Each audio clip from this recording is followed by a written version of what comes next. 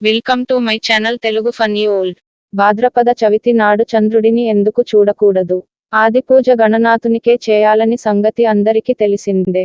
భాద్రపద శుద్ధ చవితి నాడు వినాయకుడి జన్మదినం సందర్భంగా ఆయనను ఆ రోజు విశేషంగా పూజించి గణనాథుని అనుగ్రహం పొందుతారు. ఈ నేపథ్యంలో వినాయక వ్రత కథ గురించి ఇప్పుడు తెలుసుకుందాం. ఆది పూజ గణనాథునికే చేయాలి. ఎందుకంటే విఘ్నాలకు అధిపతి అయిన విఘ్నేశ్వరుడు తొలి పూజ అందుకుంటారు. భాద్రపద శుద్ధ చవితి నాడు వచ్చే గణేష్ చతుర్థి నాడు పూజతో పాటు వ్రత కథకు ఎంతో ప్రాముఖ్యత ఉంది. వినాయక వ్రత కథ చదివేవారు, పూజలో కూర్చునేవారు ముందుగా చేతిలో కొద్దిగా అక్షింతలు వేసుకోవాలి. కథ పూర్తయిన తర్వాత వాటిని తమ శిరస్సుపై ఉంచుకోవాలి. తన భక్తుడైన గజాసురుని కోరిక మేరకు అతడి ఉదరంలో ఉన్న పరమేశ్వరుని శ్రీ మహావిష్ణువు విముక్తి కల్పించడంతో భర్త రాకకు పార్వతి కైలాసంలో ఎదురు చూస్తోంది. శివుడి కోసం ఎదురు చూస్తూ స్నానానికి సిద్ధమైంది. స్నానానికి వెళుతూ దేహానికి నలుగు పిండిని అద్దుకుంది. పరధ్యానంలో ఆ పిండితోనే ఓ ప్రతిమను తయారు చేసింది. చూడముచ్చటైన ఆ బాలుడికి తండ్రి ఉపదేశించిన మంత్ర సాయంతో పార్వతి ప్రాణం ప్రతిష్ఠ చేసింది. దివ్య సుందరమైన ఆ బాలుని వాకిట కాపలా ఉంచి తాను స్నానానికి వెళ్ళింది.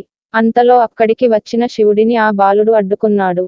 ఆగ్రహావేశాలకు లోనైన రుద్రుడు ఆ బాలుడి శిరస్సును తన త్రిశూలంతో ఖండించాడు. ఆ శబ్దానికి బయటికి వచ్చిన పార్వతీదేవి జరిగిన ఘోరం చూసి కన్నీళ్లు పెట్టుకుంది.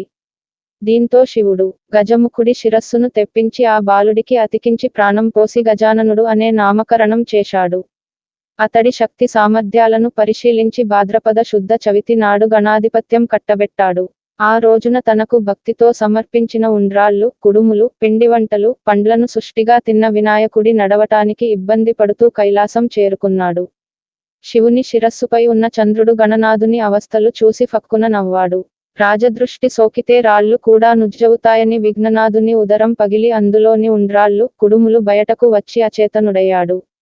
దీంతో ఆగ్రహించిన పార్వతీదేవి, పాపాత్ముడా, నీ దృష్టి సోకి నా కుమారుడు అచేతనంగా పడి ఉన్నాడు. కాబట్టి నిన్ను చూసివారు పాపాత్ములై నీలాపనిందలు పొందుదురుగాక అని శపించింది. శమంతకోపాఖ్యానం. ద్వాపరయుగంలో ద్వారకలో నివాసం ఉన్న శ్రీకృష్ణుడిని నారదుడు కలిశాడు.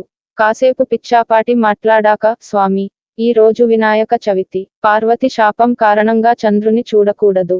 నేను వెళ్తాను అని కృష్ణుడికి చెప్పి నారదుడు వెళ్ళిపోయాడు.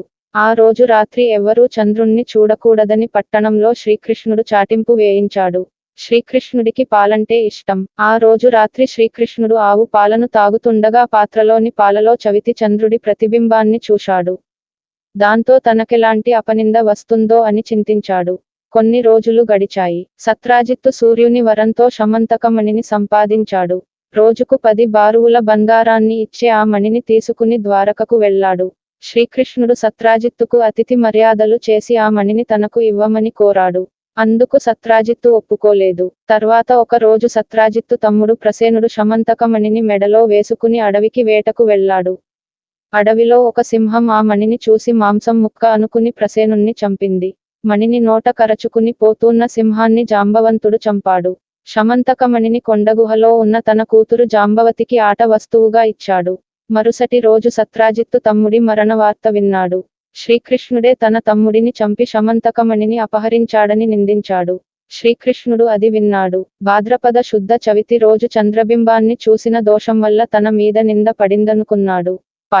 శమంతకమణిని వెదుకుతూ అడవికి వెళ్లాడు. ఒక చోట ప్రసేనుడి శవం కనిపించింది. అక్కడి నుంచి సింహం అడుగులు కనిపించాయి. వెదుకుతూ వెళ్లి ఒక పర్వత గుహలోకి ప్రవేశించాడు. అందులో ఉన్న ఉయ్యాలకు కట్టిన మణిని చూసి దానిని తీసుకుని బయటకు రాసాగాడు. వెంటనే జాంబవతి పెద్దగా ఏడ్వసాగింది. కూతురి ఏడుపు విని జాంబవంతుడు కోపంతో శ్రీకృష్ణుడిపై యుద్ధానికి తలపడ్డాడు.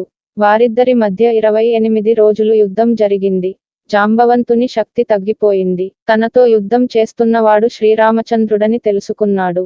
త్రేతాయుగంలో జాంబవంతుడు శ్రీరాముడితో యుద్ధం చేయాలని కోరాడు. ఆ కోరికను ఇప్పుడు శ్రీకృష్ణుని రూపంలో వచ్చి తీర్చాడని గ్రహించాడు.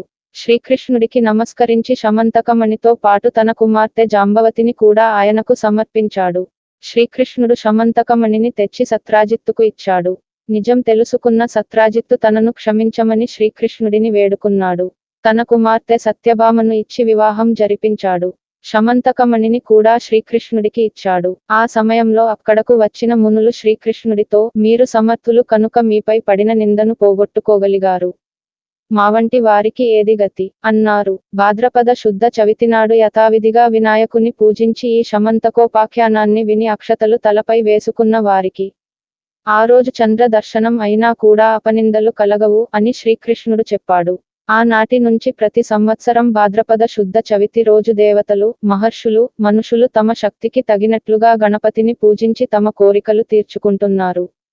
ఈ కథను చదివి గాని, విని గాని తలపై అక్షతలను వేసుకొని వినాయక వ్రతాన్ని ముగించాలి. చివరగా వినాయకుని ఎదుట వీలైనన్ని గుంజీలు తీసి సాష్టాంగ నమస్కారాలు చేయాలి. కథ పూర్తయిన తర్వాత స్వామికి మంగళహారతులు ఇవ్వాలి. అనంతరం ఉద్వాసన మంత్రం చెప్పుకోవాలి. ఉద్వాసన మంత్రం: యంగేన యంగ్మయజంత దేవాస్తాని ధర్మాణి ప్రథమాన్యాసన్ తేహనాకం మహిమానస్సచంతే యాత్ర పూర్వే సాధ్యాస్సంతి దేవా. సర్వే జనా సుఖినో భవంతు.